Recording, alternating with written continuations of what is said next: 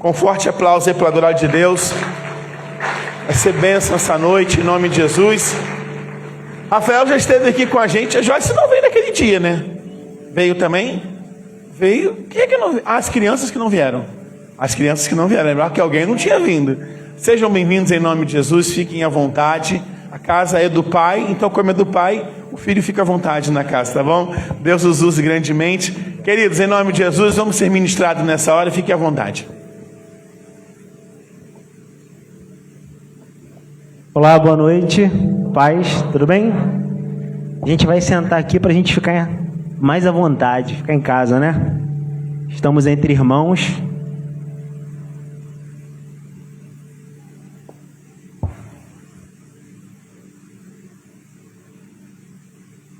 Olá, boa noite, é um prazer estar aqui com os irmãos.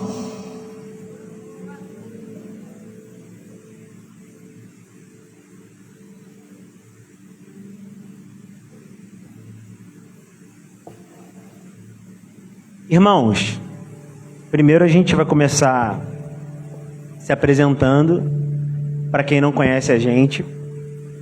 Meu nome é Rafael, sou casado com a Joyce, essa princesa, e somos pais de 4 crianças. 2 estavam aqui conosco, que é a Florzinha e a Aurora, e outros 2 não vieram, que são gêmeos, de 4 aninhos, Romeu e Javier. O Javier estava meio enjoadinho, quiseram ficar na casa da tia lá.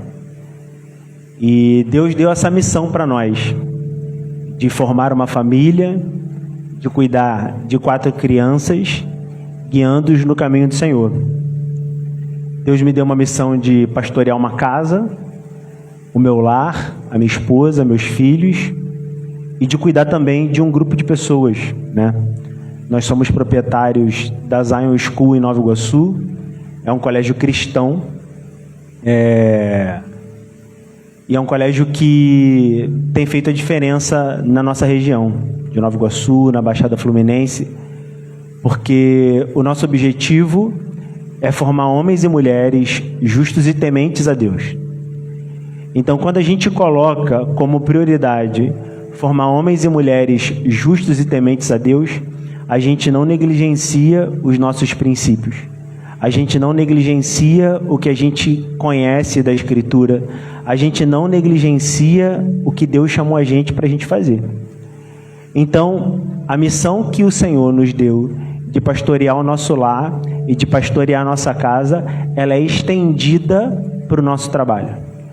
Ela é estendida para o lugar que a gente ganha o pão, e a gente também lá pastoreia famílias, cuida de famílias destruídas, lares disfuncionais, pessoas que precisam de uma orientação, que precisam de uma palavra, filhos, alunos que precisam de uma referência paterna, de uma referência masculina, de uma referência feminina, mulheres que precisam de uma referência de relacionamento, que vieram de lares destruídos, onde olham para seus pais e seus parentes próximos e não conseguem enxergar referência.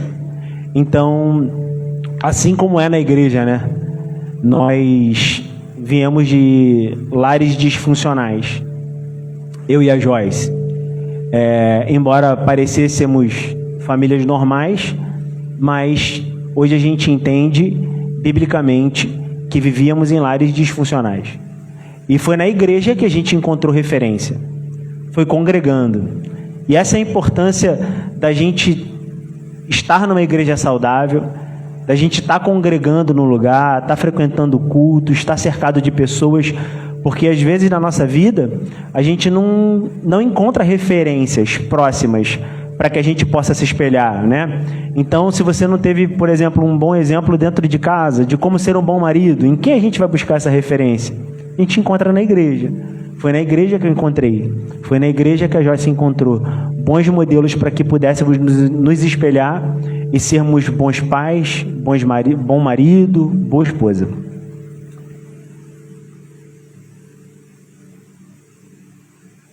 Vou passar para o próximo aqui. Isso. Então, e aí para a gente começar a entrar no tema, né, de como que a gente trouxe hoje para falar, eu queria que a gente abrisse rapidinho e lesse lá Deuteronômio 6, do 1 ao 7. Deuteronômio 6, do 1 ao 7. Vai dizer assim: Estes, pois, são os mandamentos, os estatutos e os juízos que mandou o Senhor teu Deus se te ensinasse, para que os cumprisses na terra a que passas para possuir, para que temas ao Senhor teu Deus e guarde todos os seus estatutos e mandamentos que eu te ordeno. Tu, o teu filho, o filho do teu filho, todos os dias da tua vida, e que os seus dias sejam prolongados.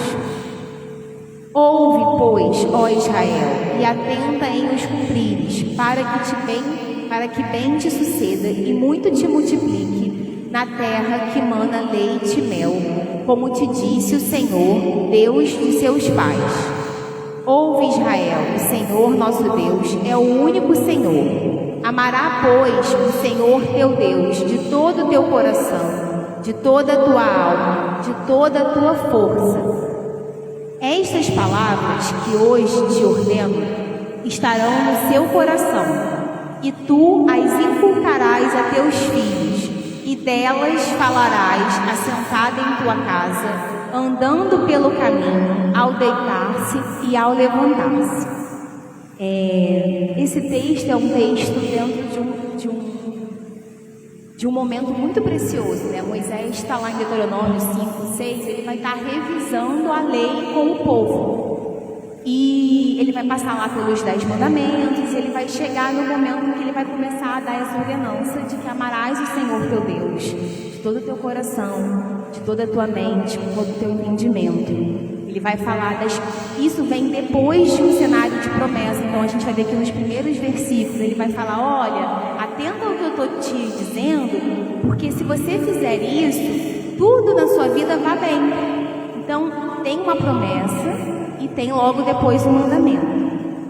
E o interessante é que esse mandamento ele não é qualquer mandamento. A gente está falando, segundo quando a gente for olhar lá em Mateus, no Novo Testamento, Mateus 22, quando Jesus é questionado sobre qual é o maior mandamento, quando questionam Jesus sobre a lei, ele vai usar esse mandamento: amarás o Senhor teu Deus, todo o teu coração, toda a tua força, todo o seu entendimento, e amarás também o teu próximo como a ti mesmo. Ele vai juntar esses dois pontos. Então, assim, a gente está falando de um texto, de um mandamento dentro de um contexto precioso. Poxa, não é qualquer ordenança, é uma ordenança que foi depois reforçada pelo Senhor Jesus, e era como se fosse assim o resumão do Antigo Testamento, vamos dizer assim, grande ponto. E depois, o Senhor poderia ter falado qualquer outra coisa depois desse versículo, concorda? Ele poderia ter falou isso, beleza, tá bom, vou amar o Senhor de todo o meu coração. E depois ele poderia ter falado qualquer outro tema, falado sobre obediência, sobre oferta, sobre sacrifício, não sei. E ele escolheu, na sequência disso, dar uma ordenança aos pais, para que os pais transmitissem então isso que eles viveriam, esse amor pelo Senhor, essa obediência de guardar os mandamentos, de amar acima de qualquer outra coisa, que isso fosse transmitido aos filhos. Então a ordenança de transmitir isso aos nossos filhos não foi dentro de um contexto qualquer, sem importância. Então a gente precisa olhar que essa ordenança nos foi dada, essa responsabilidade nos foi dada dentro de um contexto de ensino, de promessa, daquilo que era mais precioso, dentro daquilo que a gente deveria obedecer a Deus. E um ponto importante é como que nós conseguimos, ou melhor, quem vai conseguir ensinar os nossos filhos ao deitar, ao levantar, ao estar à mesa? Será que na escola, por exemplo, no nosso caso lá, que é uma escola cristã, o professor de Bíblia, o capelão, vai conseguir ensinar dessa forma, diariamente, o tempo todo, inculcar de fato? Talvez não, a gente não está o tempo todo com os filhos de cada um aqui.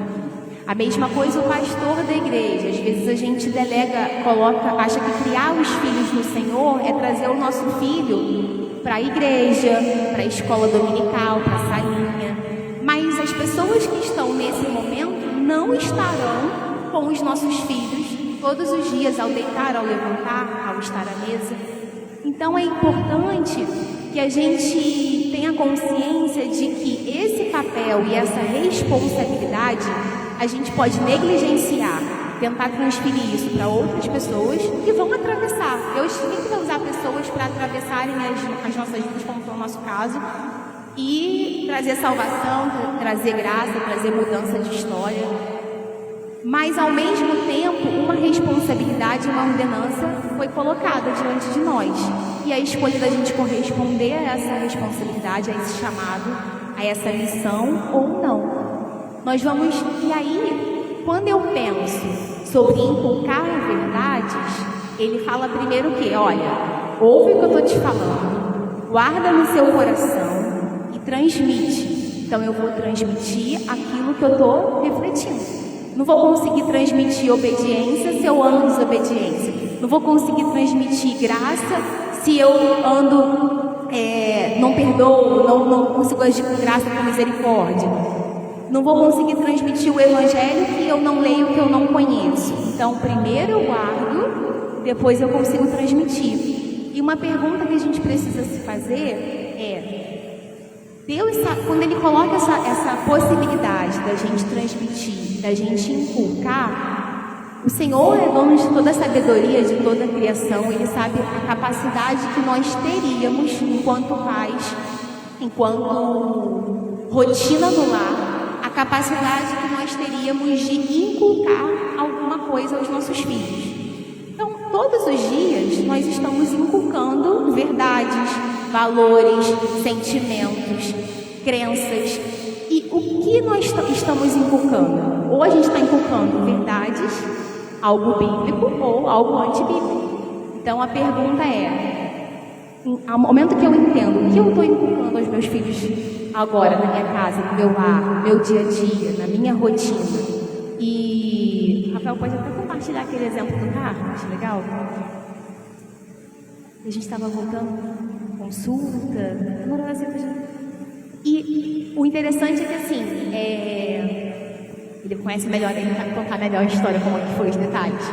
Mas a gente não está falando de grandes coisas. Quando a gente fala de inculcar, de ser aqui andando, sentando, aumentar, a gente está falando de pequenas porções, do aproveitamento de pequenas porções diárias. Você não precisa preparar um culto mirabolante na sua casa para algo ter efeito. São pequenos detalhes, pequenas oportunidades bem aproveitadas. A gente fala muito de intencionalidade cristã na criação dos filhos. Eu vou tentar dar um exemplo e eu vou contar uma vivência que eu tive com a Aurora, que é a nossa mais velha, mas um exemplo de intencionalidade. Todo mundo que está casado aqui namorou, né? Então, quando a gente está namorando, a gente quer aproveitar todo momento para falar que a gente ama, ou para demonstrar que a gente ama. Então, tu tá andando na rua, tal, de mão dada na calçada, aí tu passa lá na frente da casa do vizinho, tem aquela árvore com flores, está saindo para fora assim, aí tu pega uma florzinha, olha meu amor, uma florzinha para você. Você não planejou passar por aquela rua. Você não planejou plantar uma árvore que tivesse flores para que quando você namorasse alguém, passasse lá, pegasse uma flor e desse para ela. Você viu, num determinado momento, que você estava diante de uma oportunidade. Então você estava diante de uma oportunidade de demonstrar para aquela pessoa que você ama, que você a ama. Você olhou para a flor, conectou com o amor da sua vida que estava do seu lado, pensou, quero casar com ela, quero mostrar que sou um cara legal, vou dar uma flor para ela porque eu sou um cara romântico. Sou um cara, né, diferenciado. Você vai lá, pega a florzinha e olha meu amor, essa florzinha é para você. Isso é intencionalidade. Como que a gente faz isso criando os filhos? Vou falar sobre tempo de qualidade. A gente pensa que tempo de qualidade é falar assim, sexta-feira, 7 horas da noite, eu vou parar tudo que eu estiver fazendo, que eu vou ter um tempo de qualidade com meus filhos. Se é isso que você tem para entregar, tá tudo bem, é melhor do que nada. Mas tempo de qualidade é você aproveitar os pequenos momentos. Tá no carro, tá conversando, tá batendo papo, aproveitar a oportunidade que você tiver ao lado do seu filho para poder você falar que o ama, para você falar do amor de Deus, ensinar as escrituras. Uma vez, a história que eu já se pedi para eu contar, estávamos voltando de uma consulta dos meninos. A gente estava voltando da Barra, estávamos passando aqui por Nilópolis. Aí a Aurorinha virou para mim e falou assim: pai, eu virei para ela e falei: filha, te amo muito. Algo assim. Aí ela falou: ah, pai, eu te amo mais. Eu falei: não, tu não me ama mais. Ela falou: eu te amo mais do que Deus. Eu falei: tu me ama mais do que Deus me ama? Aí ela falou assim: te amo mais do que Deus. Eu falei: filha, é impossível você me amar mais do que Deus me ama. E naquele momento, Deus sutilmente tocou no meu coração e falou: prega para ela como você estivesse pregando para um ímpio adulto. Prega para ela como você estivesse pregando para um ímpio. Ela precisa conhecer o meu amor. Ela precisa conhecer minha palavra. A fé precisa ser brotada no coração dela. E eu falei: filha, deixa o pai te dar um exemplo aqui para ver se de fato você me ama mais do que Deus me ama. Aí a gente estava passando assim, tinha uns prédios. Eu falei: filha, se naquele prédio ali tivesse um monte de gente, se fosse um prédio lotado de gente, e no outro prédio tivesse só o papai, inevitavelmente, um dos dois prédios vai cair. Inevitavelmente. Um dos dois prédios vai cair. Você escolhe salvar o papai ou você escolhe salvar o prédio, aquela multidão de gente que está no outro prédio? Aí o olho dela já ficou marejado. Ela olhou para mim: eu não quero que ninguém morra, papai. Eu falei: eu também não quero que ninguém morra. Ou o propósito inicial de Deus era que a gente pecasse? Eu falei: filha, eu também não quero que ninguém morra, mas a gente está diante de uma situação que uma decisão precisa ser tomada. Quem você escolheria? Aí ela falou assim: eu salvaria o papai. Aí eu falei: e Deus fez exatamente o oposto. Ele tinha o filho dele e ele tinha uma humanidade condenada pelo pecado, uma humanidade destinada ao fogo eterno. E ele decidiu, por amor aos que creem, enviar o seu filho para que seu filho morresse, para que a gente tivesse vida eterna.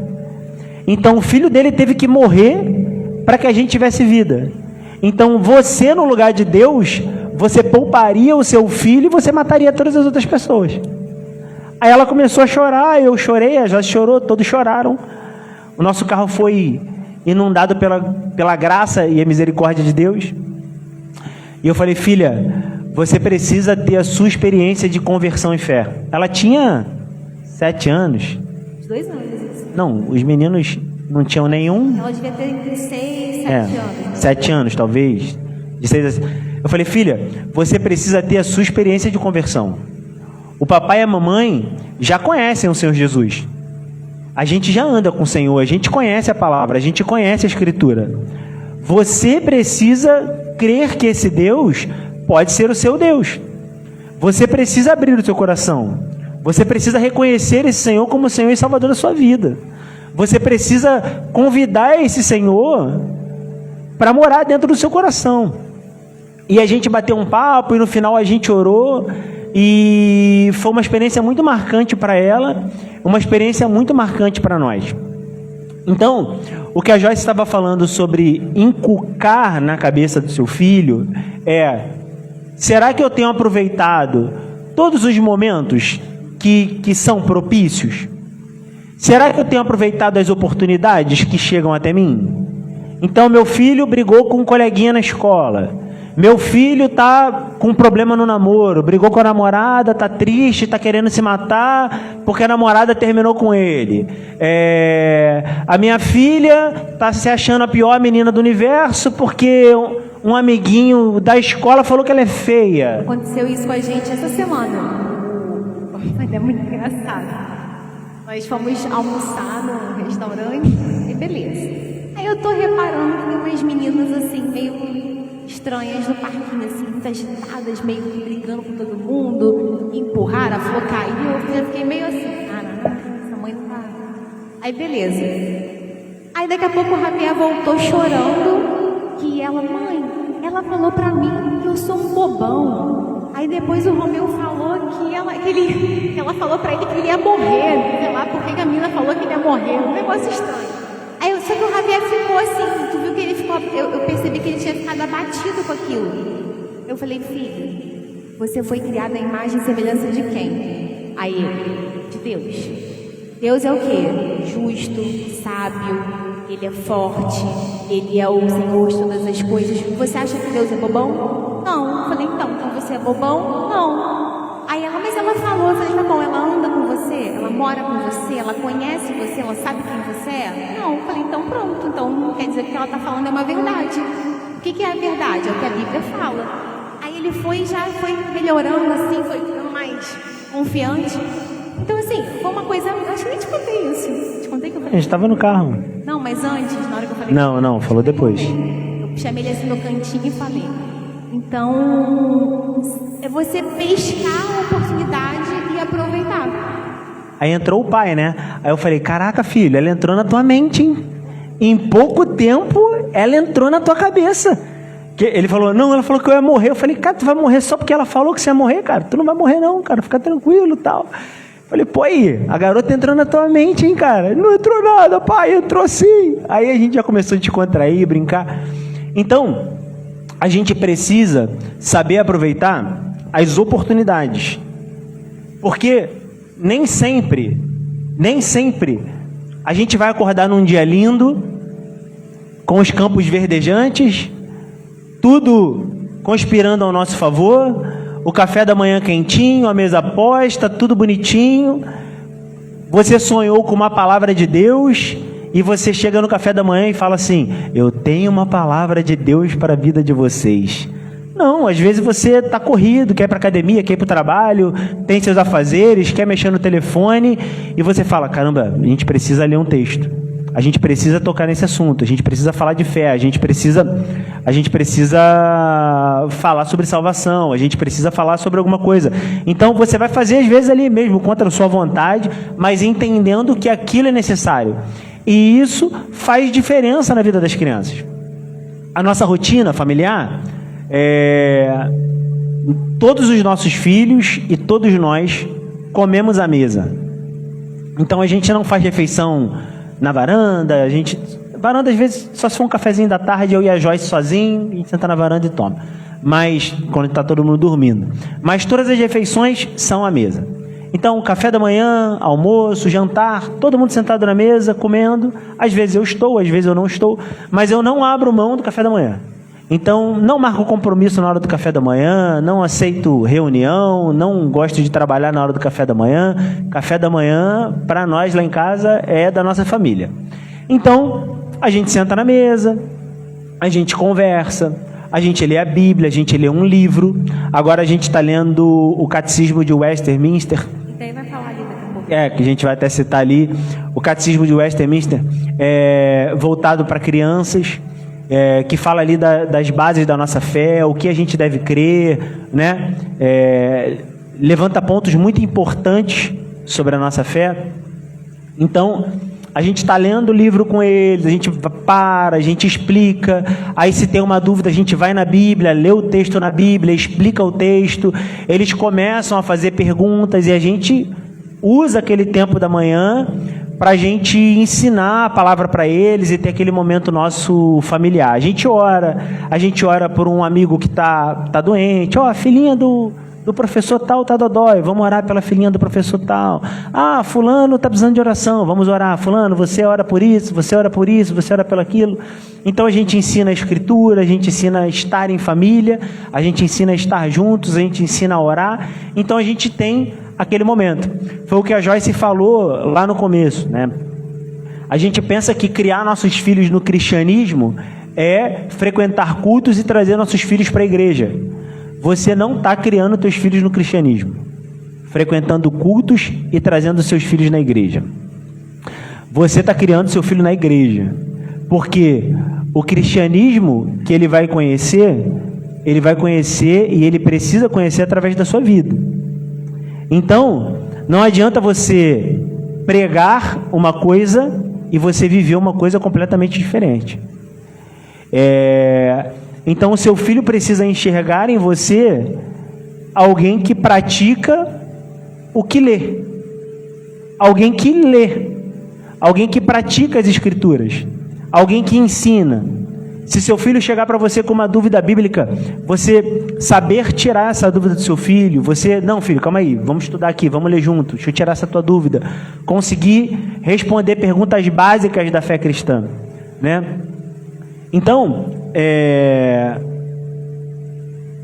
no próximo... Sumiu tudo aqui.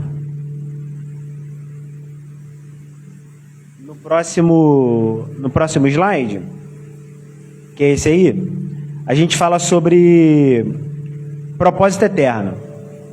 Tem um livro que a gente gosta muito, do Ted Tripp, que é Pastoreando o Coração dos Seus Filhos, das crianças, né? Pastoreando o Coração da Criança. Eu aconselho todos vocês a lerem o livro. É um livro muito bom e ajuda muito a entender a função do pai e da mãe na paternidade e na maternidade. E o Ted, ele fala que muitos pais querem que seus filhos sejam bem-sucedidos, para desfrutarem de uma vida feliz e confortável. Qual o objetivo da criação dos meus filhos? Então pergunte-se, qual o objetivo da criação dos seus filhos? O objetivo da criação dos seus filhos é que eles sejam crianças comportadas? Tenham um bom comportamento, todo mundo chega para você, te elogia, olha, seu filho é um príncipe, sua filha é uma princesa, são educadinhos, comem de garfo e faca. Embora isso seja importante também, né? Porque a gente vive numa geração hoje de crianças que não tem um mínimo de limite. Não sabe sentar na igreja e ficar sentadinho no culto ali no banco. Então, tocam o terror onde quer que estejam.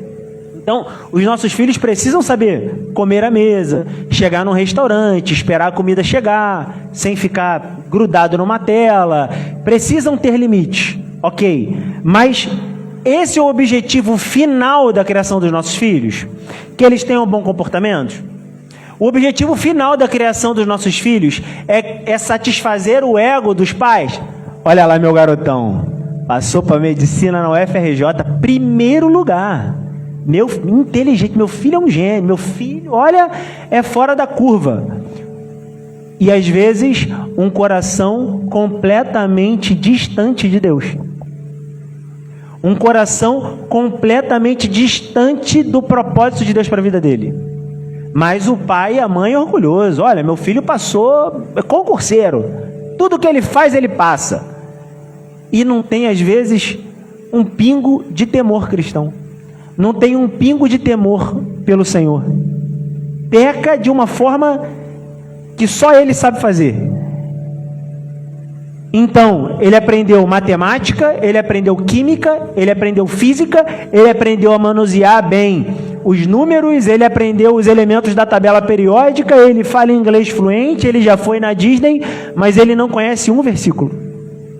Uma vez, a nossa filha estava na casa da minha mãe e a gente estava decorando uns versículos em casa com eles. Aí meu sobrinho falou fez um negócio lá e botou a culpa nela. Aí ela falou assim, não fui eu. Aí ele falou, foi você sim. Aí ela falou, não foi eu. Aí ele, você é mentirosa. Ela falou, não sou mentirosa. Eu não sou mentirosa porque o texto fala que eu não devo... Acho que é Provérbios 12, 22, se eu não me engano. Fala que eu não devo falar a mentira. Então, eu não sou mentirosa. Então, uma criança usou a Escritura, ela recorreu à Escritura para validar um posicionamento. Ela não falou, eu não sou mentirosa porque meu pai vai me corrigir. Eu não sou mentirosa porque o meu pai vai me disciplinar. Eu não sou mentirosa porque a Escritura fala que eu não devo mentir. E citou o versículo para ele. Então, os nossos filhos, eles estão sendo criados para manejar bem as Escrituras? Então, na maioria das vezes, o objetivo também da criação dos nossos filhos é estar no controle e saciar expectativas. Eu estou no controle das coisas. As minhas expectativas sobre os meus filhos estão sendo supridas. Estão estudando, estão se comportando, estão fazendo esportes, estão tendo destaques. Às vezes até saciar uma expectativa que foi frustrada, né? Às vezes os pais depositam expectativas de que o filho vai conquistar ou vai conseguir algo que ele gostaria de ter feito, de ter conquistado. Aí a pergunta que eu te fiz no começo: qual é o objetivo da criação do seu filho? Guarda. Para que eu estou criando o meu filho? Qual é o propósito final da criação dessa criança? A primeira e mais conhecida pergunta do Catecismo de Westminster, que foi uma obra produzida por um colegiado de teólogos reformados em Londres em 1647, diz assim: qual é a finalidade principal do homem? A finalidade principal do homem é glorificar a Deus e desfrutá-lo para sempre. A gente nós devemos criar os nossos filhos para glorificar a Deus, em primeiro lugar, e desfrutar desse Deus para sempre. Esse é o objetivo fim da criação dos nossos filhos. E se ele for jogador de futebol? Amém. Vai glorificar a Deus lá? E se ele for médico? Amém. Vai glorificar a Deus lá? E se ela quiser ser tatuadora?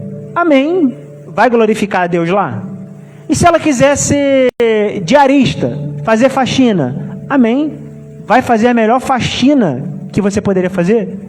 Como fala Colossenses 3:23, tudo que fizer, fazer de todo o coração, como para Deus e não para os homens. Como nós glorificaremos a Deus em todas as áreas da nossa vida? Então, o objetivo da criação dos nossos filhos é ensiná-los que eles precisam glorificar a Deus em todas as coisas. Se eles estão na escola, eles precisam o quê? Glorificar a Deus em todas as coisas. Por que ele não pode colar? Colar glorifica a Deus? Por que ele não pode agredir um amigo? Agredir um amiguinho na escola glorifica a Deus? Por que ele não pode fazer bullying? Fazer bullying glorifica a Deus? Por que ele não pode aceitar propina no trabalho? Aceitar propina no trabalho glorifica a Deus? Por que ele não pode ter a namorada e ter uma segunda namorada? Ter uma segunda namorada junto com a primeira glorifica a Deus? Trocar de namorada toda hora glorifica a Deus? Falar mentira glorifica a Deus? Então, a gente percebe que a centralidade das coisas sai do eu, a centralidade da vida sai do eu quero, eu posso, eu mereço, eu vou conquistar, eu vou ter, eu preciso ser feliz, eu preciso estar bem, eu preciso estar satisfeito para eu estou glorificando a Deus em todas as coisas. O seu casamento é para você ser feliz ou para você glorificar a Deus através do seu casamento? Quem casou para ser feliz? Levanta a mão. Não vier. A gente não casou para ser feliz, pô. A gente casou para glorificar a Deus. A gente casou para amar a nossa esposa como Cristo amou a igreja, a ponto de se entregar por ela. A gente não casou para comer o melhor pedaço do bife. A gente casou para falar, não, hoje eu não quero comer bife não, come tu aí. Então, nós casamos para que não estejamos em situação de conforto, mas de desconforto. E a esposa, para que ela casou? Para glorificar a Deus e para ser submissa ao seu marido. Uma esposa que tem a sua casa governada por um homem que a ama como Cristo amou a igreja, a ponto de se entregar por ela tem dificuldade de submeter um homem? Tem dificuldade de estar na mesma missão que esse cara? Submeter não é ser subserviente. Submeter é estar na mesma missão. É falar, a gente está junto nisso. Deus te direcionou, eu estou com você. A gente está junto. Essa é a sua decisão, você como chefe do lar. Esse é o melhor caminho. Aí a mulher sábia que edifica a casa, olha, eu acho que a gente poderia ir por um outro caminho, a gente poderia fazer isso, a gente poderia fazer aquilo, mas essa é a sua decisão, meu amor. E ela vai submeter porque ela sabe que ela está casada com um homem que se submete ao Senhor. Ela sabe que ela está casada com um homem que o objetivo fim da sua vida é glorificar a Deus em todas as coisas. Então, todas as decisões que esse homem tomar, o objetivo será glorificar a Deus em todas as coisas. 1 Coríntios 10, 31 fala: assim quer vocês comam, bebam ou façam qualquer outra coisa, façam tudo para a glória de Deus. Tudo que a gente fizer, temos que fazer para a glória de Deus. Independente de quem está por perto, independente de quem está vendo, porque, em primeiro lugar, Deus vê todas as coisas.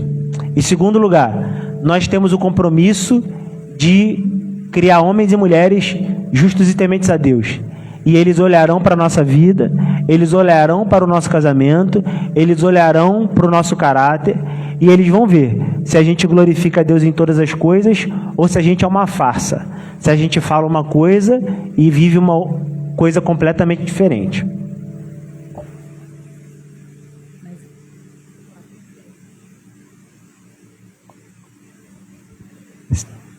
Salmos 127, do 1 ao 5, fala assim: se o Senhor não edificar a casa, em vão trabalham os que a edificam. Se o Senhor não guardar a cidade, em vão vigia o sentinela. Inútil vos será levantar de madrugada, repousar tarde, comer pão de dores, pois assim dá ele aos seus amados o sono. Eis que os filhos são heranças do Senhor, e fruto do ventre do seu galardão. Como flecha na mão de um homem poderoso, assim são os filhos da mocidade. Bem-aventurado o homem que enche deles a sua aljava, não serão confundidos, mas falarão com seus inimigos à porta. A criação dos filhos ela é fadada ao fracasso se ela não for edificada pelo Senhor. Não adianta você matricular teu filho na Zion School, não adianta você comprar o melhor iogurte para ele, não adianta você dar o carrinho lá de controle, carrinho elétrico para ele, não adianta ele ter o videogame da última geração, não adianta você querer compensar tudo que você não teve através da vida do seu filho, não adianta você querer realizar todos os seus sonhos de criança através da vida do seu filho, se o objetivo final não for glorificar a Deus. E entendendo que se o Senhor não edificar a casa, se o Senhor não guardar a casa, em vão vigia o sentinela. Eu pude falar com um pai essa semana e ele falou assim: não, eu sou o protetor dos meus filhos, eu preciso proteger os meus filhos. Eu falei: olha, você precisa ensinar os seus filhos a se proteger. Por quê? Você consegue me garantir que amanhã você estará aqui para proteger seus filhos? Quem consegue garantir que vai estar vivo amanhã?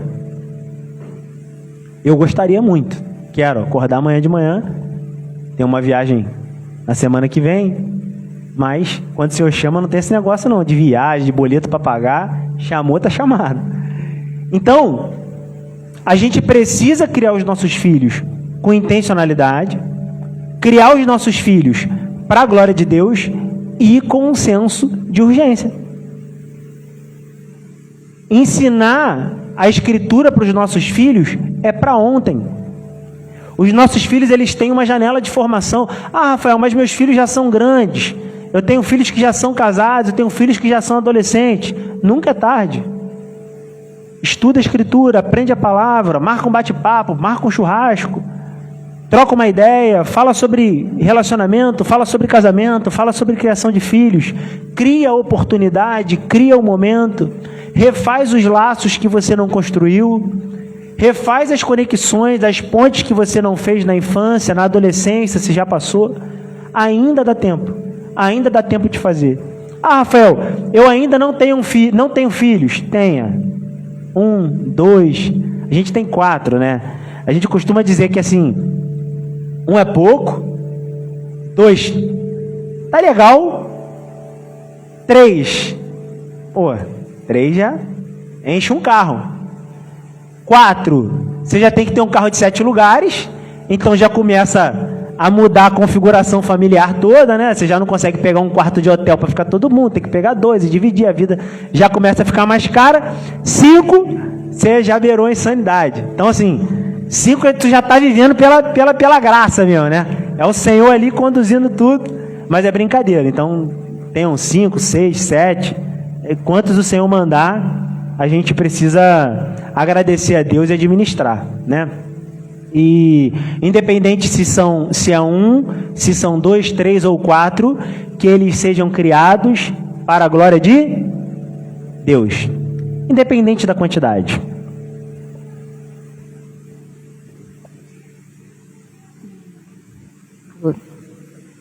Bom, e uma coisa que a gente precisa falar também é onde buscar conhecimento, porque a gente está falando aqui de ser intencional, de assumir uma responsabilidade de ensinar aos nossos filhos, mas hoje existe tanta coisa, existem tantos caminhos, né? Nunca se teve tanta oferta de informação, por exemplo, nas redes sociais, curso online,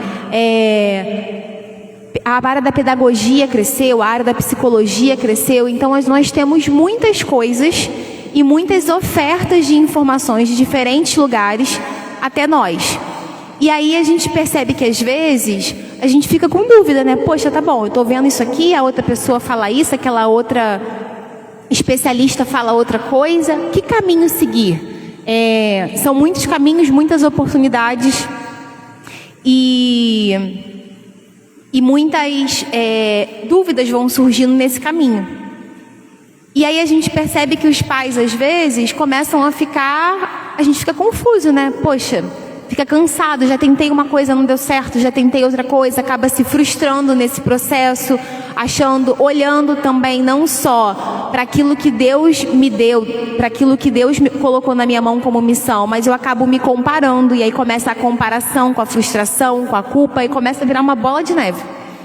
Então, que caminho seguir, né? Como eu vou saber o que eu tenho que fazer? Como eu vou buscar conhecimento? Eu não estou falando para a gente pegar tudo isso que eu falei, psicologia e pedagogia, e educação, pegar tudo isso e jogar fora. Não. Mas a gente precisa ter um filtro. Que filtro é esse? Por qual lente eu vou olhar essa informação que está chegando, esse direcionamento, esse ensino, essa estratégia? E aí a gente precisa olhar para a palavra de Deus, que é o manual que Ele nos deu. E tem um texto que eu acho muito interessante, que está lá em 2 Timóteo 3, 16, 17, que vai dizer assim: toda a escritura é inspirada por Deus e útil para o ensino, para a repreensão, para a correção, para a educação na justiça, a fim de que o homem de Deus seja perfeito e perfeitamente habilitado para toda boa obra. Quando a gente pega esse texto e aplica na criação de filhos, eu fico assim impressionada, porque o que nós fazemos como pais? Nós repreendemos, nós corrigimos, nós ensinamos. Então, nós educamos os nossos filhos. E ele fala o quê? A escritura, ela é útil, ela é perfeita, ela é suficiente para essa missão. Independente de qual seja a boa obra. Independente se seu filho vai morar aqui, se ele vai morar em outro país, se ele vai servir no reino de Deus como pastor, como missionário, se ele vai servir no trabalho dele, não importa. A forma como ele vai glorificar a Deus, como o Rafael falou. Importa que, se nós estivermos pautados na palavra do Senhor, na Bíblia, naquilo que Ele nos deixou, nós conseguiremos caminhar nesse processo e instruí-lo e ensiná-lo da forma como agrada ao Senhor. De uma forma que a gente vai deixar diversos caminhos, vários caminhos que podem nos trazer dúvidas, e vamos passar a ter uma base sólida. Por quê? A palavra de Deus, quando a gente passa a olhar todo ensinamento, toda informação que chega até nós, mas olhando, poxa, isso aqui está de acordo? O que essa pessoa está falando, essa teoria, ela está de acordo com a Bíblia ou não? O que ela fala sobre isso? Quando a gente traz essa lente para o nosso dia a dia, para a nossa educação com os nossos filhos, a gente deixa um caminho incerto e de dúvidas para um caminho que é imutável. Durante o tempo, os anos que foram passando, a palavra de Deus continua perfeita, continua imutável. Então, a teoria que fala hoje, né, a ciência do que era antigamente, não é mais hoje. A forma como os nossos pais nos criaram, muitas vezes não é a forma como a gente cria os nossos filhos. O que fazia bem agora faz mal, o que fazia mal agora faz bem. Então, a ciência ela vai mudar, mas a palavra de Deus é imutável. E às vezes, a gente se pergunta, tá, mas como é que eu faço isso? Eu vivo num lar disfuncional, meu marido não é cristão, eu sou separada do meu marido, a minha mulher não é cristã, como é que eu vou criar essas situações? Como é que eu vou ensinar a Escritura para o meu filho? Na época bíblica, os pais, homens, eram responsáveis pelo ensinamento dos seus filhos. Então eles eram responsáveis por passar toda a tradição, passar todo o ensinamento.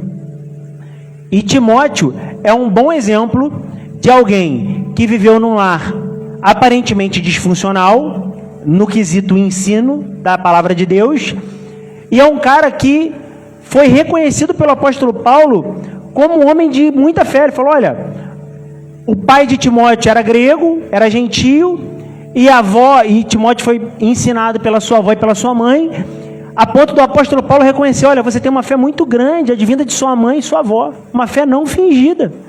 Então, eu vejo em você que você tem algo diferente, e isso você aprendeu com a sua mãe e com a sua avó. Então, um menino criado num lar disfuncional, aparentemente, por uma avó e por uma mãe, tinha uma fé gigantesca a ponto de impressionar o apóstolo Paulo. E do outro lado, você vê filhos de Eli, numa linhagem sacerdotal, que tinha tudo para dar certo.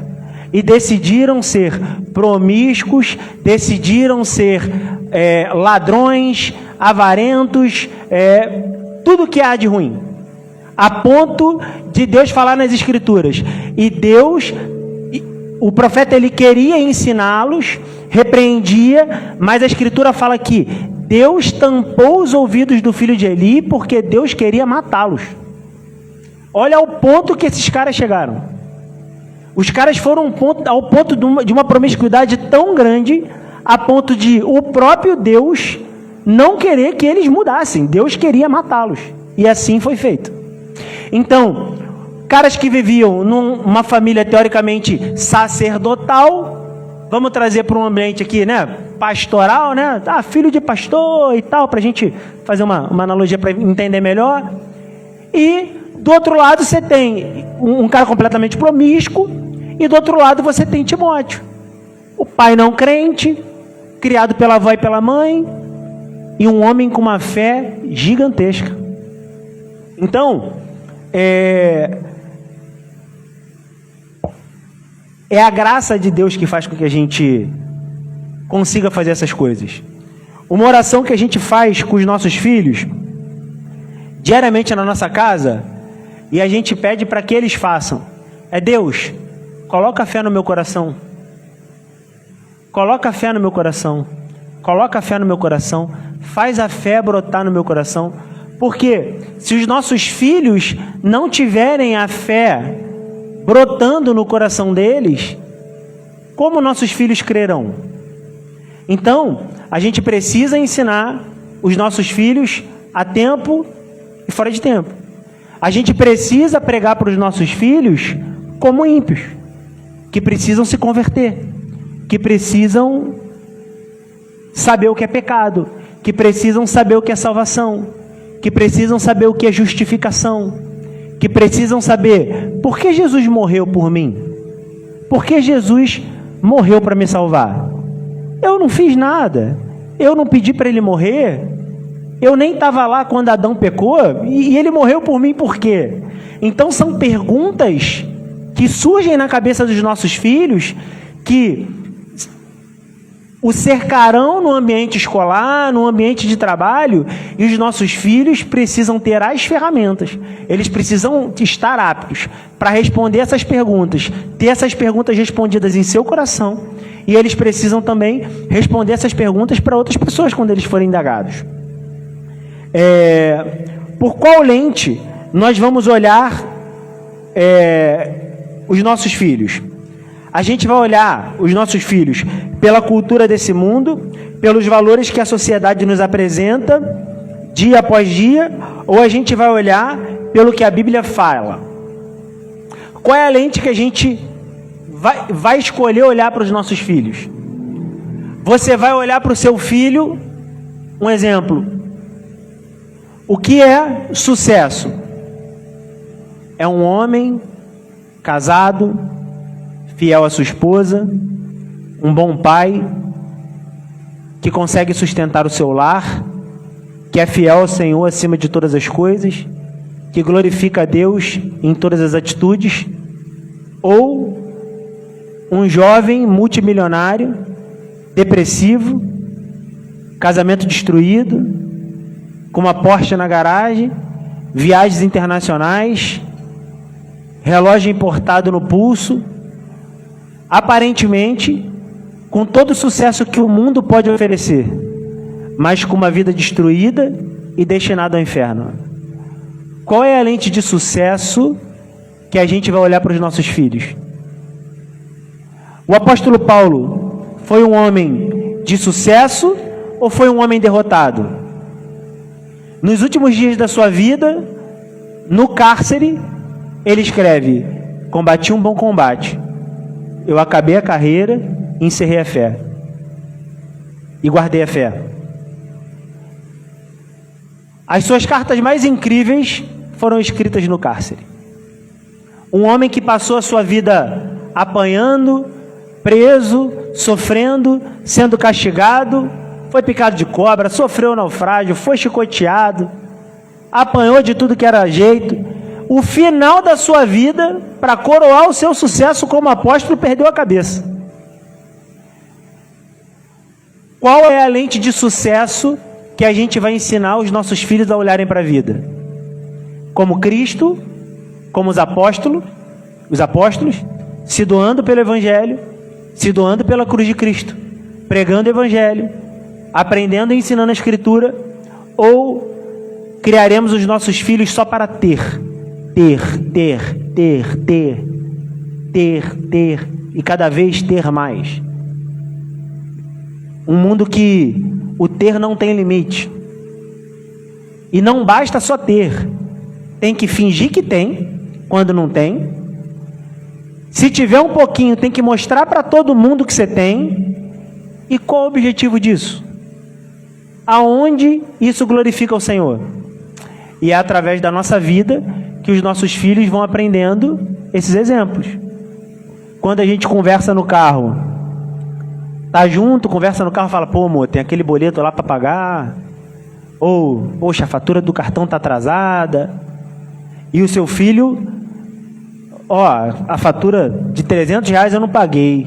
Aí você tá viajando para um lugar, aí chega a fatura, a continha lá do restaurante, deu 500. Seu filho faz conta: ué, meu pai gastou 500 no restaurante e tá falando que não tem 300 para pagar a fatura do cartão. Então, o que a gente está ensinando para os nossos filhos? O que tem sido ensinado em casa? Olhando pelas lentes de Deus.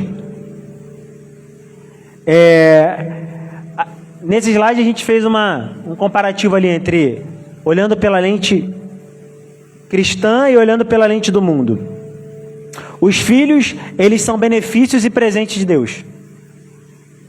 Eles são heranças de Deus para nós, né? Como diz Salmo 127, são flechas na mão do guerreiro. Feliz é o homem que tem sua aljava cheia deles. O que é que o mundo fala? Filho é caro, filho dá trabalho, filho é só despesa. Filho dá dor de cabeça, filho dá trabalho, filho dá problema. O que a visão cristã nos mostra? Os filhos são uma arma poderosa e de longo alcance no reino de Deus. E o que o mundo fala? Não, filho é muita responsabilidade. Só dá problema, é muita responsabilidade, muita coisa para fazer, é fralda para trocar. Na visão do Evangelho, eles são a posteridade do Evangelho, e no mundo, os nossos filhos podem representar motivo de culpa e de frustração. Eu não dei o que ele queria, eu não fiz o que... Meu filho nunca foi na Disney, o meu filho... A gente, uma vez conversando em casa, eu até os 12 anos... Tem alguém da macumba aí? Não, né? Eu até os 12 anos fui criado na macumba lá com meu pai e com a minha mãe. E toda a minha família, por parte de pai, por parte de mãe, gostava de um... Estão filmando? Tá filmando? Transmitindo não, desculpa, tô brincando. A gente não pode ter problema em se posicionar também não. Minha família era, né? Gostava da curimba, né? Tanto de parte de pai quanto de parte de mãe. Quando eu tinha 12 anos, eu conheci Jesus e me converti ao Evangelho. Comecei a frequentar uma igreja, uma Assembleia de Deus. E depois de mim, minha família se converteu. E hoje minha família tem um monte de crente. Tem os macumbeiros ainda, mas eles estão sendo convertidos com o tempo. Cada vez tem menos. E a família da Joyce, o pai separou da mãe quando ela era... Tinha o quê? 15? Quando? Uns 11 para 12, o pai separou da mãe. Quando ela tinha uns 15, a mãe faleceu.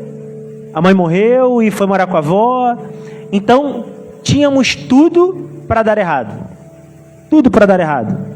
Tudo empurrava a gente para o abismo. Mas Jesus entrou na nossa vida e mudou a nossa história. E 2 jovens, que acho que a gente é jovem ainda, né? Jovem... Meus filhos falam que eu sou jovem. Meus filhos falam que eu sou jovem, então sou jovem. Tava até fazendo a barba, deixando sem barba, que a barba me denuncia muito, esse cabelo branco aqui, pô. Botei um cabelinho, mas não resolveu muito não. Então,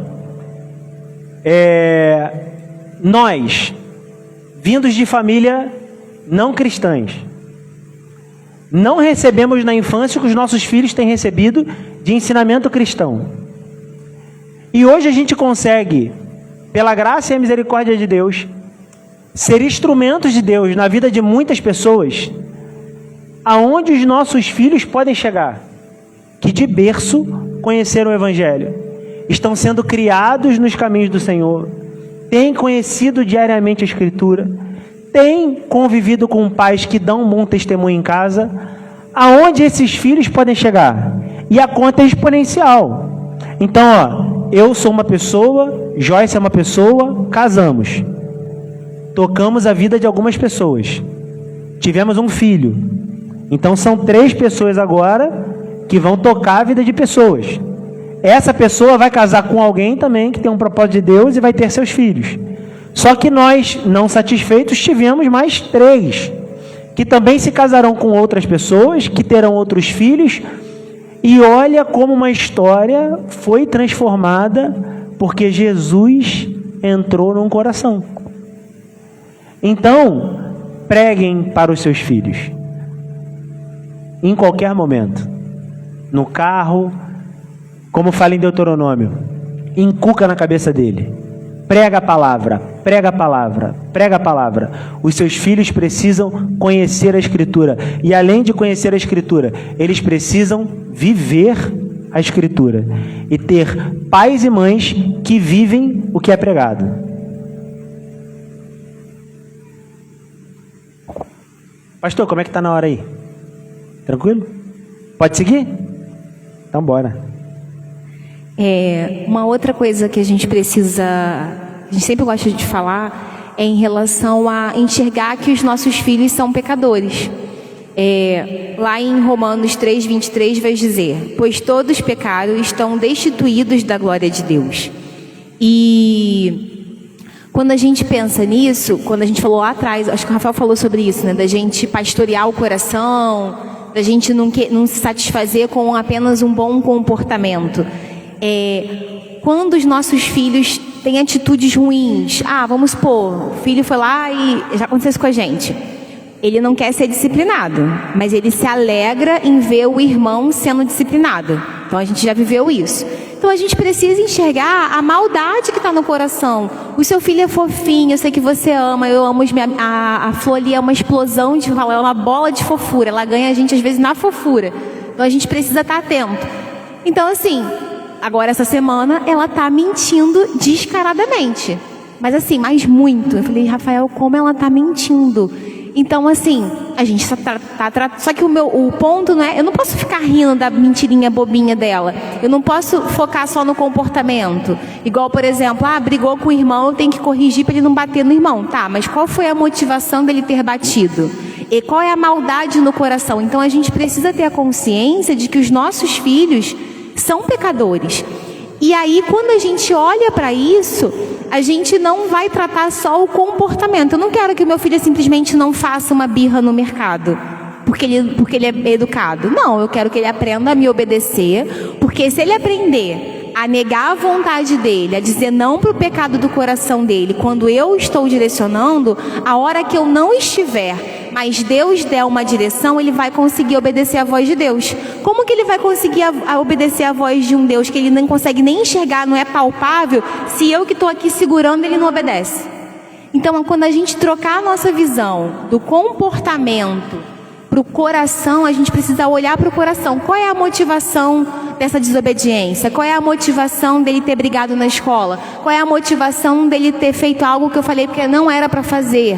Dele ter contado uma mentira? E o Rafael falou sobre a questão de brotar fé no coração. A gente precisa ter a consciência de que nós fomos chamados para instruir com persistência. E nós vamos fazer a nossa parte, mas Deus é que vai gerar a fé no coração dos nossos filhos. Então nós fazemos a nossa parte e oramos e confiamos para que Deus faça a fé nascer no coração, para que eles possam se converter. E uma coisa que eu queria, quando a gente começou a ler um pouquinho, né, sobre a criação de filhos, Spurgeon vai dizer uma coisa muito interessante num livro, se eu não me engano, é Pescadores de Crianças. É muito legal, assim, para quem trabalha com educação, na educação infantil. Então, ele vai falando sobre o ministério de educar e de ensinar as crianças. E o que o Rafael falou também sobre a questão da gente ter gerado frutos, uma coisa que ele vai falar interessante é isso. Às vezes, a gente pensa na conversão de um adulto, mas quando uma criança é convertida, o tempo que ela vai frutificar é muito maior. Então, se eu conheci o Evangelho com 50 anos, eu tenho lá mais 30, 40 anos, talvez, para gastar no Evangelho, máximo. Então, assim, mas se eu tenho uma menina de 10 anos, um menino de 10 anos, 12 anos, que de fato se converteu, que olha quanto tempo ele vai glorificar, quantos frutos ele vai produzir. E ainda falando sobre essa questão de entender qual é o nosso papel, Spurgeon usa um exemplo muito interessante, eu vou ler com vocês.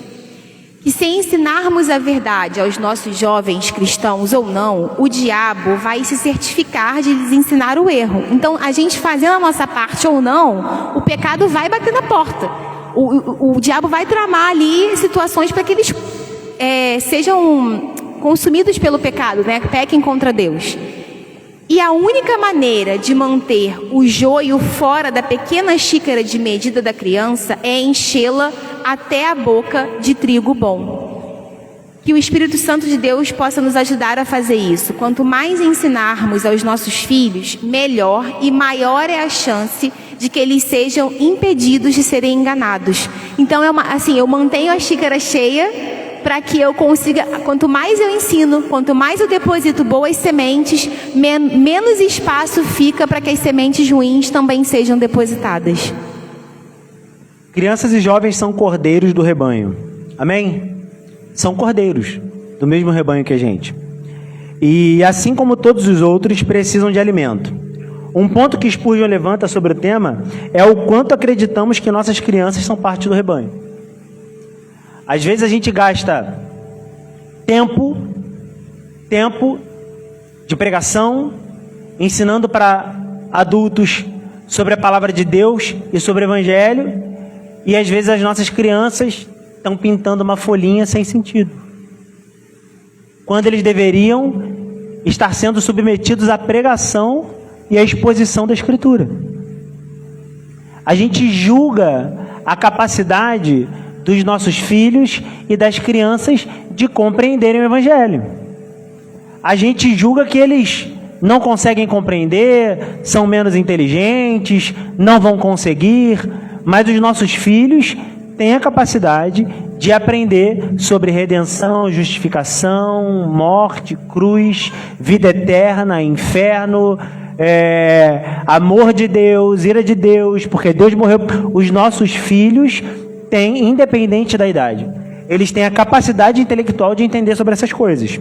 E às vezes a gente gasta muito tempo, a gente investe, na verdade, muito tempo na vida de adultos, ensinando a Escritura, ensinando a palavra, e a gente esquece de ensinar para as nossas crianças. A gente esquece de ensinar para os nossos filhos, para os nossos sobrinhos, para os nossos irmãos mais novos, e a gente não faz o que deveríamos fazer.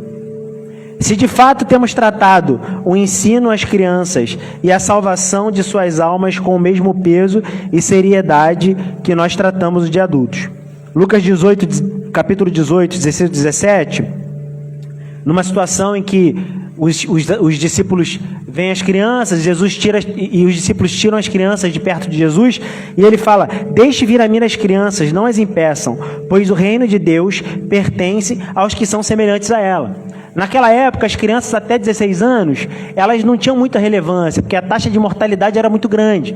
Então, se uma criança passasse dos 16 anos, aí sim ela tinha um pouco mais de relevância, porque a maioria morria até os 16. Então, não tinha muita importância as crianças. E quando as crianças vieram até Jesus, Jesus falou: não, deixa eles virem até mim, porque deles é o reino de Deus. Então, os nossos filhos precisam, as crianças, os nossos filhos, eles precisam conhecer a Cristo, eles podem ser alcançados pela salvação e gerar muitos frutos no Evangelho, eles têm uma fé simples, mas total acesso ao reino de Deus, e eles têm a total capacidade de entendimento das Escrituras Sagradas. E aí a gente tentou montar um resuminho, né, um quadro resumo de como que... Recapitulando o que a gente falou até aqui, e eu tenho essa parte, né, que é a gente entender que os nossos filhos vieram de Deus, foram confiados a nós, né, eles são do Senhor, eles estão aqui confiados para que alguém cuide, para que alguém instrua, e somos nós, essas pessoas, e nós vamos fazer isso através do Senhor, com a ajuda do Senhor, com a palavra do Senhor. E o convite é nós trocarmos esse modelo natural, né? Esse modelo que a sociedade nos impõe, por um modelo bíblico. E aí, quando eu faço essa troca, eu troco essa lente, eu saio de uma criação, de uma maternidade e de uma paternidade em que eu preciso ser feliz, em que eu preciso ser satisfeito. Então, eu tiro aquela satisfação pessoal e eu troco isso pelo meu senso de missão, pelo meu senso de propósito. Então eu passo a amar aquela missão mais do que satisfazer o meu eu. A gente faz essa troca. A segunda troca que a gente faz é quando a gente tem vários caminhos, várias teorias, várias possibilidades para seguir, e a gente vai passar todas essas possibilidades pela lente que é a palavra de Deus. A gente troca esse caminho confuso de dúvidas e de possibilidades por um caminho que é único e verdadeiro.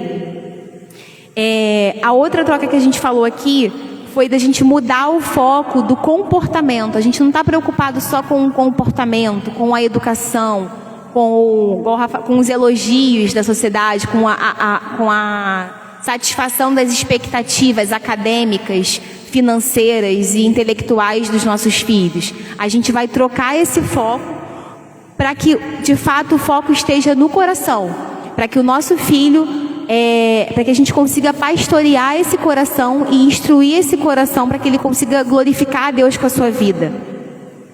E a última troca que a gente falou aqui foi da centralidade, né? Que o Rafael até falou assim, a gente tira a centralidade do nosso eu. Muitas vezes a criança, ela tem sido o centro da casa, tem sido o rei da casa. E quando a criança assume essa posição de rei, a família fica desgovernada, perde cada um, os papéis começam a ser invertidos.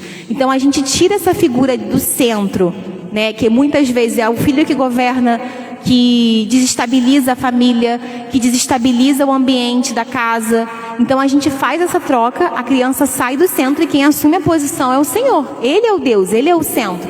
Então Ele que vai ser ali colocado como a direção, como o que vai nortear essa casa, nortear essa família. Para a gente finalizar, só um resumão. Resumo do resumo. Quais são os pilares da intencionalidade cristã na criação dos filhos?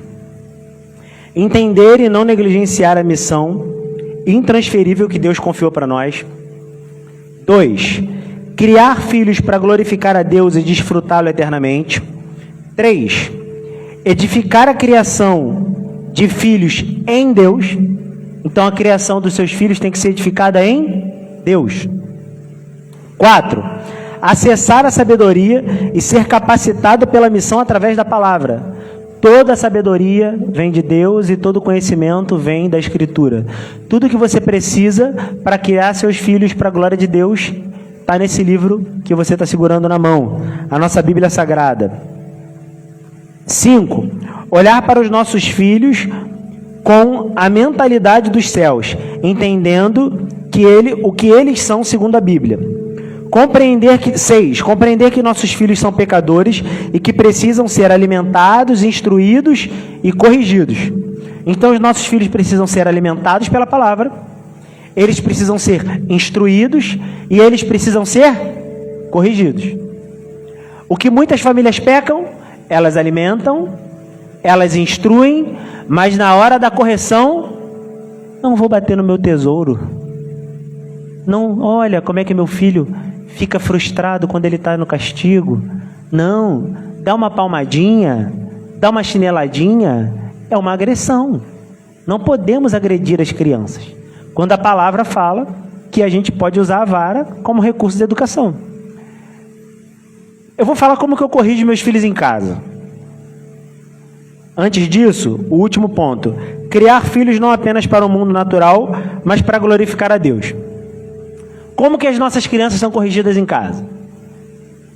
Romeu está aqui na igreja, eu falo Romeu que ele é o mais bagunceiro. Romeu está aqui na igreja, aí está fazendo bagunça, tal, eu falo assim, Romeu, não levanta do banco. Aí o Romeu levantou do banco. Qual foi o pecado do Romeu? Desobediência. Então a desobediência precisa ser tratada. Porque se ele não consegue me obedecer a quem ele vê, como ele vai obedecer ao Senhor? Então ele precisa ser disciplinado. Aí eu falo para ele, filhão, quando chegar em casa, você vai ser disciplinado porque você desobedeceu o papai e você pecou. Chega em casa, faz o que tem que fazer. Romeu, vamos lá no quarto. Sobe na cama.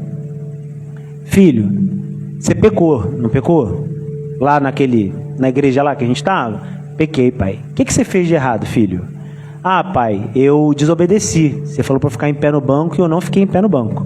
E falou para não ficar em pé no banco e eu fiquei em pé no banco. Beleza, filho. E quando a gente peca, o que a gente merece? A gente merece ser disciplinado. E quem disciplina a gente? Deus. É o Pai. Quem disciplina a gente é quem mais ama. Então, porque eu te amo e te amo muito, eu preciso te disciplinar. Então o papai vai te dar 4 chineladas. Deita na cama. Deita na cama. Falando desse jeitinho aqui, de idade, pedagógico. Deita na cama. Pega o chinelo. 1, 2, 3. Hã? 4 é muito, nunca 4. Não, já passei de 4. É porque tu não tá lá. 4. Levantou chorando. Dá um abraço no pai, filho. Papai te ama essa correção é porque eu te amo. Eu preciso te ensinar a obedecer o seu pai. Eu preciso te ensinar a obedecer o Senhor. Por isso você está sendo corrigido. Dá um beijo, um abraço, vai brincar. Sem grito, sem ofensa, sem agressão. Então ele não enxerga a chinelada como um ato agressivo, mas como um ato pedagógico. Alguém me ama a ponto de se entristecer em ter que me corrigir, mas ainda assim ele o faz. Então, pais homens, vocês precisam corrigir os seus filhos. Você precisa deixar o seu filhinho de castigo, se for preciso, o tempo que for preciso, e você não pode chorar. Você não pode ser o pai que vai ficar com medo de corrigir seu filho. Ai, meu tesouro vai chorar, meu bem mais precioso vai sofrer. Porque alguém vai ensinar alguma coisa para ele. Ou vai ser você, ou vai ser a vida lá fora. E eu tenho certeza que a vida vai bater muito mais forte do que a chinelada que você pode dar no teu filho. E ela bate com força. E uma outra coisa, provavelmente você não estará lá para dar um colo, para dar um abraço, para chorar junto com ele. As fases que a gente passa de maior dificuldade, a gente está sozinho. Você e teu patrão no trabalho, você e tua esposa, você e numa situação desconfortável, e a gente está sozinho. Está só a gente e Deus com a gente. Então a gente precisa ensinar para os nossos filhos que existe um Deus que cuida da gente em todos os momentos, mas nós, como responsáveis por eles naquele momento, imbuídos da missão de pastoreá-los, somos autoridade naquele momento e devemos corrigi-lo. Para fechar nosso bate-papo e depois abrir, se já não tiver estourado o horário e alguém quiser fazer alguma pergunta, quiser bater um papo, está aberto para a gente conversar. Uma frase de Richard Meder, ele imaginou os filhos no dia do juízo final, falando aos pais que negligenciaram seu chamado. Então ele estava imaginando que ele estava no juízo final. E os filhos no juízo final, e os filhos falando para os pais que negligenciaram seu chamado de pai. E ele imaginou a seguinte frase: os filhos falando para o pai. Imagina se um dia, lá no juízo, seu filho falar isso para você: tudo isso que sofremos é por causa de vocês. Vocês deveriam ter nos ensinado as coisas de Deus e não fizeram. Deveriam nos haver impedido de pecar e nos corrigido e não fizeram. Vocês foram o meio da nossa corrupção e culpabilidade original. E, no entanto, nunca demonstraram qualquer cuidado competente para podermos ser livres disso.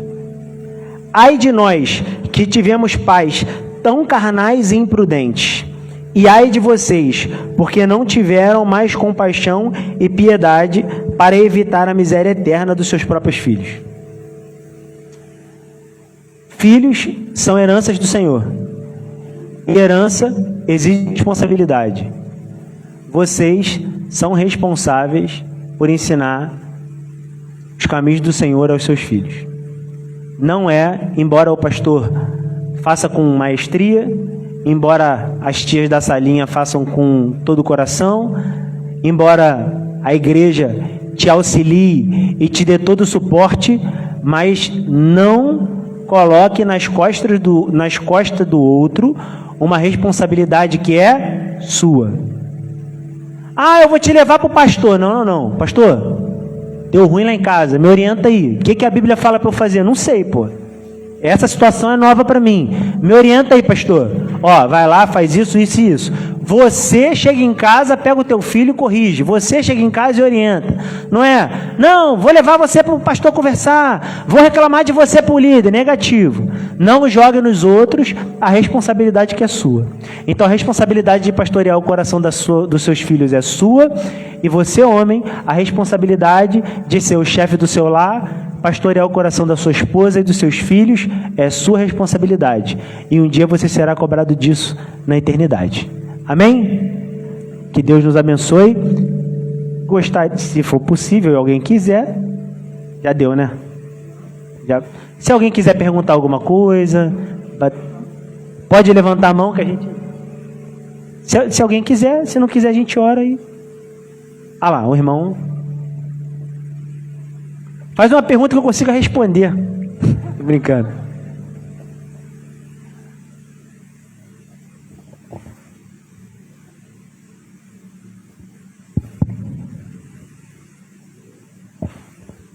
Boa noite. Muito interessante vendo vocês como pais de crianças. Vocês lidam com uma escola, né, com a vertente evangélica, mas a pergunta é a seguinte: não tenho estatística, mas ouço falar, creio que meus irmãos também, de filhos, não passamos por isso, graças a Deus, de filhos que, mesmo sendo criados no Evangelho, de todas essas formas, de forma brilhante que vocês nos trouxeram, quando eles chegam à universidade, há uma mudança total de mente, e há uma estranheza, né? Apesar de ouvir, ter sido inculcado, é o que eu digo para vocês, eu não tenho essa estatística, mas já ouvi de vários irmãos na igreja dizerem que os filhos, mesmo tendo sido criados dessa forma, com correção, ouvindo, participando, e houve ali uma transformação de forma, com pouco tempo, até um afastamento das escrituras, da palavra. Aí a pergunta é, vocês, ou na escola, se é só o primeiro segmento, só o segundo, e vocês pensam também nessa preparação desses jovens, quando vão verdadeiramente encarar um mundo difícil, né? Se vocês têm já uma estratégia quanto a isso, e se tem uma estatística, né, de saber se na igreja o pessoal tem reclamado bastante, sim ou não, enfim. Eu não tenho estatística não, para te falar, número.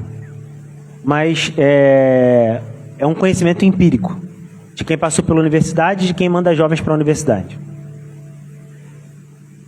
Por que os jovens se desviam na universidade?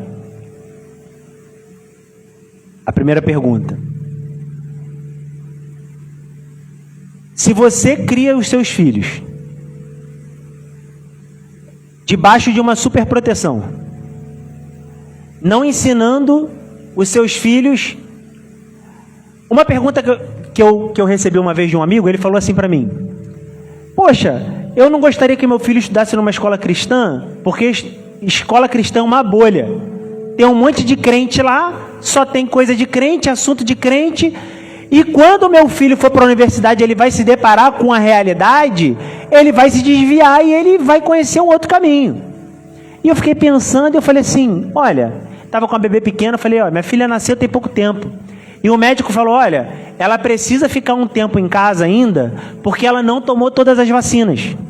Então, ela precisa tomar as vacinas A, B e C, para que ela seja exposta aos vírus e bactérias e possa ter contato com o mundo exterior.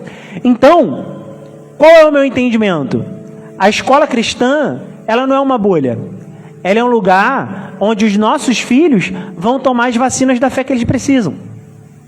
Então, a gente está preparando os nossos filhos para a universidade? Os nossos filhos, até os 18 anos, conhecem verdadeiramente o Senhor Jesus? Têm domínio da Escritura? Então, a gente precisa se perguntar isso como família. E eu me fiz essa pergunta como escola. Eu falei, olha, beleza, a gente está criando a galera aqui no ambiente cristão, tem culto, tem aula de Bíblia, mas esse moleque ele vai para a universidade. E quando chegar lá na universidade, ele vai pegar um professor ateu. E tudo que ele conhece está na Escritura. E a primeira coisa que o professor ateu vai fazer é invalidar a Escritura. Você é um ignorante, você acredita num livro que foi escrito por diversas pessoas, que pode ter sido falsificado, que passou por diversos concílios, eu não acredito nesse livro. E Jesus não existiu. Então, a gente criou uma aula na escola lá que é no contraturno, para alunos do 6º ao ensino médio, para que é chamada defesa da fé. A gente ensina apologética cristã. Então, a gente ensina os nossos alunos a defenderem a fé. Então, a primeira aula de apologética cristã é o professor de Bíblia falando: prova para mim que Jesus existiu sem usar a Bíblia. Porque quando você estiver conversando com um ateu, você vai ter que recorrer a textos históricos. Você vai ter que recorrer a outros manuscritos, a historiadores, a provas históricas, a achados arqueológicos. Então, prova para mim que Jesus existiu. Então a gente ensina ensina os nossos jovens a crer na existência, na evidência da existência de Jesus. E depois a gente vai para a Bíblia e a gente mostra que já estava tudo lá. Então, assim, a gente ensina os nossos jovens a discutir fé em alto nível com qualquer pessoa. Então, um dos pontos é falta de conhecimento, beleza? O cara chega na universidade e começa a ser massacrado por informações, ele não sabe o que responder, ele não sabe o que fazer. Ponto número 2. Você não tem controle da vida do seu filho. Seu filho é pecador. Todos pecaram e separados foram da glória de Deus. Todos pecaram. O seu filho é pecador. Ele precisa crer em Deus. Mas quem é responsável por fazer a fé brotar no coração dele? O próprio Deus. A fé, ela é o quê? Um dom. É um dom de Deus. Então, é o relacionamento da busca entre ele e Deus. A pergunta que você deve se fazer é: eu dei todas as ferramentas que eu precisava, que eu podia dar? Eu usei da melhor forma o tempo que eu tinha? Eu orei pelos meus filhos, eu intercedi pelos meus filhos, eu ensinei a Escritura, fiz tudo que podia ser feito. Meu filho conhece a palavra, meu filho conhece a Escritura, meu filho foi para a igreja, meu filho teve bom testemunho em casa, e ainda assim ele decidiu seguir um caminho completamente diferente. O coração do homem é obstinado pelo pecado. A gente pode resolver o problema do pecado no coração dos nossos filhos? Quem é que resolveu o problema do pecado? Jesus. Quem resolveu o problema do pecado é Jesus Cristo. Esse é um problema para Jesus resolver com ele. Deus, fiz tudo que eu podia, tá indo lá, cuida aí, agora é contigo, né? Então, é ele e o Senhor. Ah, e se meu filho se desviar? É ele e o Senhor. E se meu filho não for salvo? É ele e o Senhor. Você fez tudo que você poderia fazer. A fé, ela vem pelo ouvir a palavra de Deus. Então, não seja julgado por não ensinar a palavra de Deus para o seu filho. Ensine a palavra, e ele será julgado pelo fato da palavra não ter entrado no coração dele. Mas faça a sua parte, tá? E um outro ponto é a questão da conversão genuína, né? Às vezes, e isso serve para todo mundo, tá, gente?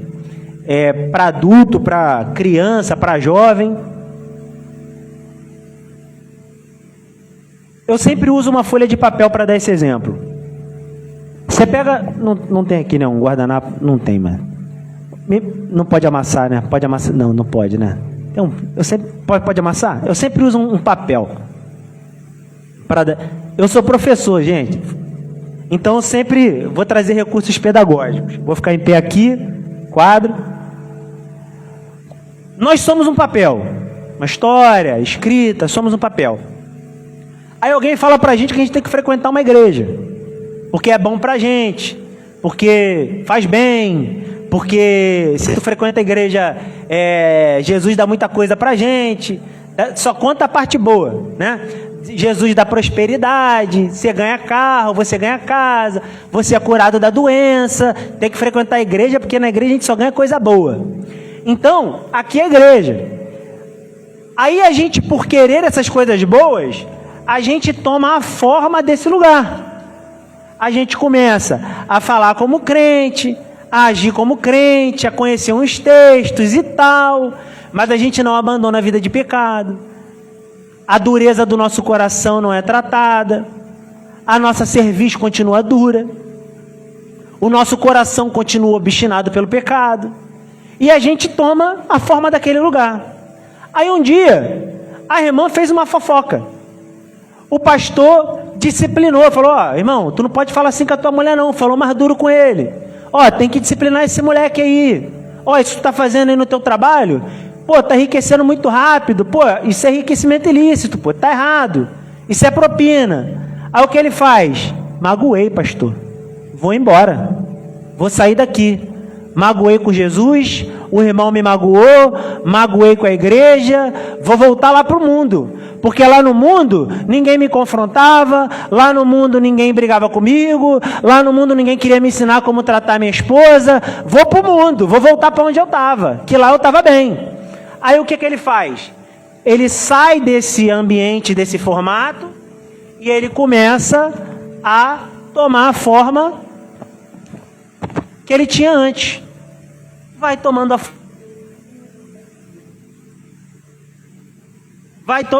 a forma que ele tinha antes. Esse processo de tomar a forma aqui, isso aqui é conversão? É conversão ou um convencimento momentâneo? O que é a conversão? Conversão é a mudança irreversível. Por exemplo, essa eu sempre pego, hein? Alguém tem isqueiro aí? Tem aqui, ops. Tô brincando, tá, gente? A conversão, ela é irreversível. Se eu pegar esse papel e eu queimar esse papel, eu ainda, depois de queimar, eu ainda terei celulose aqui? Não. Eu terei papel? Eu terei tinta da impressora? Eu vou ter o quê? Um outro elemento químico. Aí eu falo assim, tô chateado, vou voltar a ser papel. Tem como voltar a ser papel? Não tem como voltar. Quem é convertido de verdade? Quem teve uma experiência com o Senhor Jesus? Quem teve o seu coração transformado pela palavra? Quem teve o seu coração transformado pelo Evangelho? Ele é completamente incendiado pela Escritura. Ele é completamente queimado pelo Evangelho. Então, se o seu filho até o período da faculdade, ele for incendiado pelo Evangelho, ele tiver o seu coração queimado pela palavra, queimado pela Escritura, pode vir o vento que for, pode vir a dificuldade que for, ele não vai desviar. O menino homossexual vai gostar dele na faculdade e vai se converter. O professor ateu vai tentar envergonhar ele e ele vai usar aquela oportunidade de vexatória para poder pregar o evangelho na sala de aula. Ele vai encontrar sempre uma possibilidade, uma oportunidade de pregar o evangelho, porque ele foi completamente transformado pela cruz de Cristo. Ele não é mais o que era antes, ele é uma nova criatura, ele é outra coisa, ele não é mais o que ele era antes. Então, não tem como esse cara se desviar mais.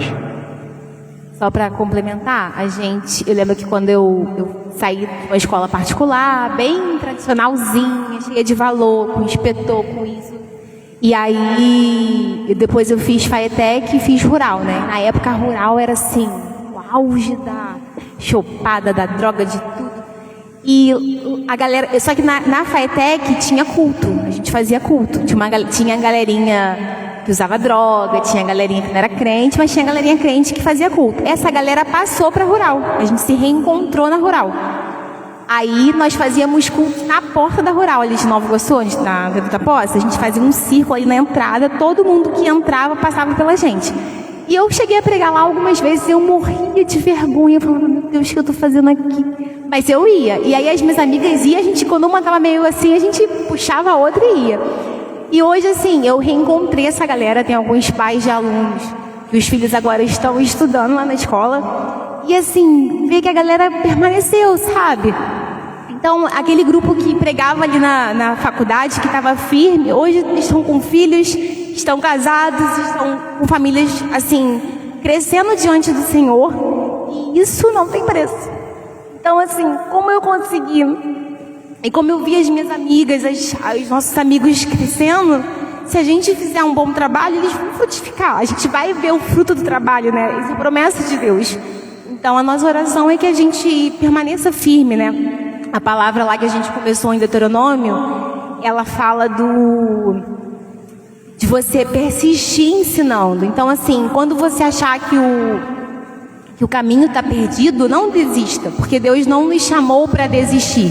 Ele chamou para persistir, né? Então, assim, seu filho tá frio, tá faltando motivação, você não tem visto, né? Que a gente permaneça, que a gente continue orando. Enquanto houver possibilidade, enquanto houver vida, existe a possibilidade de Deus converter esse coração. Amém. Amém. Deise, prazer em vê-la aqui. Igualmente. Ouvindo, né, o irmão perguntando, né, quando chegar à faculdade, nós tivemos uma situação na nossa família, e como é importante aquilo que a gente não fala, mas os nossos filhos observam. Meu filho estuda na Zion desde o início da escola, né, e sou muito feliz e grata por isso. E aconteceu uma situação de nós viajarmos no carnaval, uma viagem que não estava prevista. De repente a nossa família foi para a região dos lagos, estávamos num condomínio e ele estava na piscina, eu estava do lado de fora. E aí estava com as primas brincando e começou uma animação. Colocaram a música e começaram a dançar na beira da piscina para fazer com que quem estava dentro da piscina dançasse também. De repente, eu sentada, eu comecei a rir porque veio meu primo, que é um pouco mais velho do que eu, rindo a beça e falou assim: você não vai acreditar. Meu filho vai fazer 9 anos amanhã, Guilherme. Você não vai acreditar. Guilherme chamou todos nós da família para sairmos da piscina e falou assim: isso aqui não é ambiente para a nossa família. Vamos sair agora. Gente, meu filho ama piscina. Ama. Ia dar meio-dia, o sol estava lá em cima. E o meu primo morrendo de rir, ele: Deise, como é que pode? Eu falei assim, eu não falei uma palavra. Ele falou: mamãe, você não acha que está certo isso? Olha o tipo de música, olha só, 8 anos. Olha o tipo de dança, que dança horrível. A gente não vai ficar aqui. Vamos sair do condomínio, vamos para a praia, vamos à praça, vamos a outro lugar. E ele não gosta da praia, ele gosta da piscina. Então, quando é falado assim, quando chegar à faculdade, né, quando ele chegar no grupo de jovens, de adolescentes lá fora, aquilo que a gente vai inculcando desde pequeno vai frutificar, sim. Se ele for um escolhido do Senhor, ele vai permanecer. E aí eu lembrei da disciplina, né? Eu sou muito firme, sou professora há 30 anos e amo o que eu faço. E meu filho é muito sério com as coisas, né? Na escola, ele é muito responsável porque eu dou responsabilidade a ele. E aí ele fala assim: onde já se viu, a minha mãe vai me bater e cita a Bíblia. Eu falo: eu cito. Ele: mãe, por que tudo você cita a Bíblia? Eu falei: porque é onde a gente aprende sobre tudo. E tudo que nós ensinamos vai trazer os frutos, né? Os frutos virão quando eles crescerem, e o nosso exemplo é a parte mais forte do que nossas palavras. Nossas palavras são muito importantes, mas assim, eu fico observando que meu filho, ele fala coisas assim que eu fico olhando e falo: gente. Aí até uma professora dele que está aqui, ela fala: ele é teu filho, né? Você queria o quê, né, Ilessi? Ele é seu filho. Então, assim, é uma responsabilidade imensa frutificar a palavra do Senhor através dos nossos filhos, dos nossos sobrinhos, da nossa família. E o meu sobrinho mais velho vai fazer 30 anos esse ano, e até hoje todos eles me respeitam muito, muito mesmo. Porque eu cuidei de todos eles e eu falo, sabe que quando a tia fala, tem um que fala: se tiver qualquer problema na família, minha tia dá uma palavra, todo mundo fica quieto. E fica. Porque a gente é espelho, eles estão olhando para nós. Né? E é uma bênção, é muito bom. É isso, obrigado pelo lindo relato. Mais alguém quer perguntar alguma coisa ou falar alguma coisa? Foi? Amém, né? Amém. Obrigado, gente. Obrigado pela... É um prazer, sempre um prazer estar com vocês. E para nós é sempre prazeroso estar falando sobre criação de filhos, sobre a palavra de Deus. Muito obrigado pelo convite. Amém. Obrigado, Joyce. Obrigado, Rafael. Deus abençoe vocês e a célula de vocês, né? falei, o bom deles é que se montar uma célula já começa já com todo mundo lá. Rapidinho, só falar uma coisa. Das coisas que mais me chamou a atenção, falei com a Márcia ali, assim, eu quero parabenizar vocês, é de saber que os nossos filhos são pecadores. Assim, foi uma das coisas que mais me marcou. Porque às vezes nós falamos de uma forma que o pecado é ruim. Pecado não é ruim não, gente. Ruim é consequência. Porque tem muitas coisas que o pecado nos mostra que vai ser prazeroso. E às vezes nós queremos tratar com os nossos filhos como se fosse a coisa mais horrenda do mundo, né?